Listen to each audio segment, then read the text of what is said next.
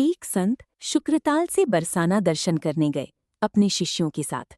वो ठाकुर जी को मन में अपना छोटा भाई और राधा रानी को बहू मानते थे। वो बरसाना की सीढ़ी चढ़कर ऊपर महल से पहले अटारी पर जाकर बैठ गए। उनके शिष्यों ने कहा, चलो ऊपर महल में श्री जी के दर्शन कर लें। तो वो बोले, मैं तो जेठ हूँ, घर के द्वार पर ही ठीक हूँ। बहू के सामने जेठ जाता अच्छा नहीं लगता, तुम दर्शन कराओ। शिष्यों को अजीब लगा कि इनको क्या हो गया जो दर्शन करने भी नहीं जा रहे। खैर, वे लोग गुरुजी को वहीं छोड़कर दर्शन करने चले गए। इधर गुरुजी बरसाना का नजारा देखकर गदगद हो रहे थे और सोच रहे थे कि ठाकुर जी की ससुराल तो अद्भुत है, क्या नजारा है।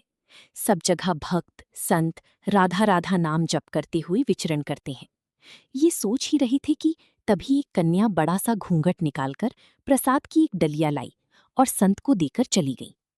थोड़ी देर बाद शिष्य आए तो संत कहने लगे, बहुत प्रसाद भेज दिया आपने। शिष्य कहने लगे, हमने तो कोई प्रसाद नहीं भेजा। संत बोली, अभी अभी एक लाली ये प्रसाद की डलिया दी गई है। तो शिष्यों ने उस कन्या का पहनावा पूछा तो संत ने कहा कि गुलाबी घाघरा चोली, उस पर पीले रंग की किनारी लगी थी। शिष्य चौंके और बोले, गुरुजी, वो तो राधा रानी आपके छोटे भाई कन्हैया की बहू बनकर आई थी, क्योंकि यही वस्त्र आज मंदिर में राधा रानी ने धारण कर रखे थे। संत की आंखों में आंसू और श्री राधा जी की उदारता के प्रति दिल अभिभूत हो गया।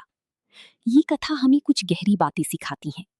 भगवान भाव की भूखे हैं, नियमों की नहीं। सच्चा प्रेम हो तो भगवान भी रिश्तों में बंध जाते हैं। अहंकार नहीं, बल्कि विनम्रता और अपनापन ही भक्ति की असली पहचान है। अंत में संत की आंखों में आंसू आना ये सिर्फ चमत्कार देखकर नहीं, बल्कि उस प्रेम को महसूस करके था जहां भगवान स्वयं भक्त की भाव की रक्षा करती हैं। जय श्री राधे।